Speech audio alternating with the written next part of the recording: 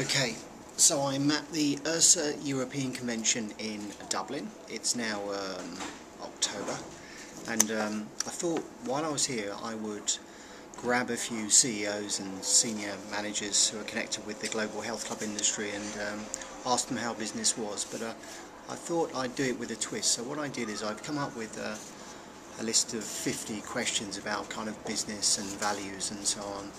And what I'm going to do is I'm going to go around and grab various people and ask them to give me a number between 1 and 50, and then I'm going to serve up a question and we'll see how we get on. So for example, 16 is, what one product or system has dramatically changed the way you work?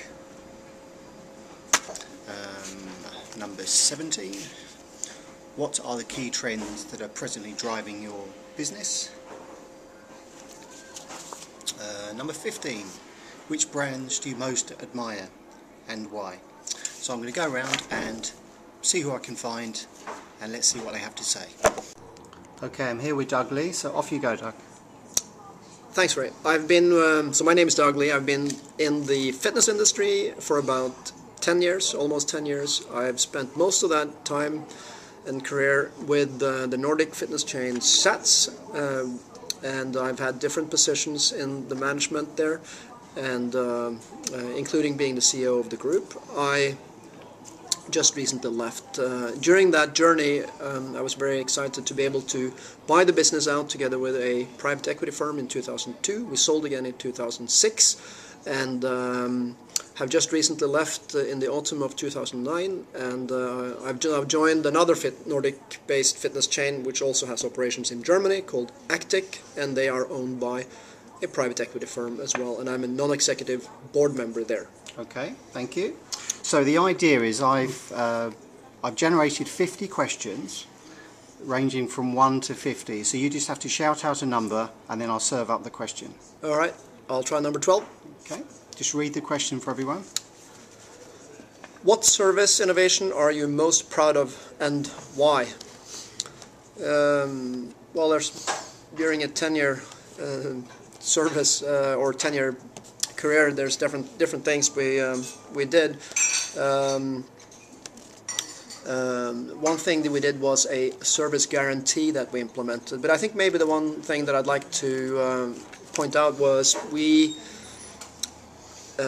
introduced something called MySats, and part of that was a way of taking the membership or the new members, and all the way back from when a person became a lead into a CRM system that sat on top of our membership system. And when you got the new prospect into the MySats system or the CRM system, they got tracked, and when the membership was sold, you basically had to answer as a new member, what type of experience you had, and you were then put into or categorized or segmented already at an early stage, and you got a before you even had an appointment, you had basically a sort of an online training program almost that you could get started with. This system also allowed for a very smooth and good handover to the training staff to get you started. So the whole idea here was, it was a great sales tool, but it was also a fantastic way to get people started.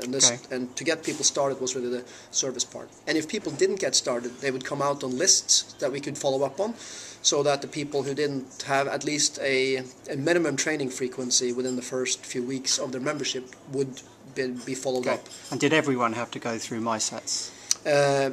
Everyone had to go through, but people who clearly had a background in training didn't have to actually go through the rest of the system. So it would depend a little bit on, the follow-up depended on the background and what you had done. Okay, thank you. Shout out a number. 32.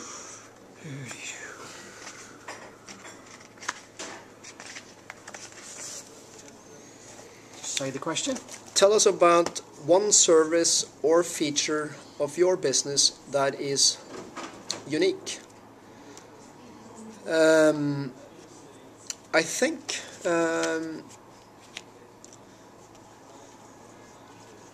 well, one feature of the business that it's we had something called the core model, or SATS has something called the core model.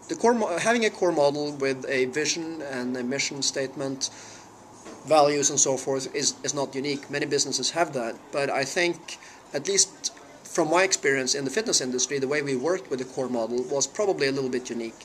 And we really worked with the core model. We introduced it to all our new staff, and I guess you could say we brainwashed them with the core model, but the whole idea was for them to really understand what is the purpose of the company in the short and the longer term, why are we here, and our mission and so forth. And we used that thoroughly, and we used to point at the core model when we, in day-to-day business, we are making this decision because of such and such, and it is based on our core model, which made it easier for the staff to understand, especially difficult decisions that had to be made.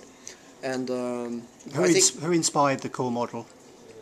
It was some key people internally that worked on it from about 2001, 2002, and there were basically lots of groups within the company, work groups that helped develop it. So it was well-founded and based on input from both the organization and the management team, and then rolled out. And I think it really was something unique, at least the way we worked with it, at least from what I've seen.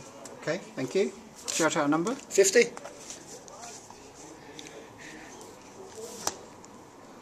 Say the question. What is the best business idea that you have never developed? Well, that's going to be the business idea that makes sure our attrition really goes, reduces down towards zero.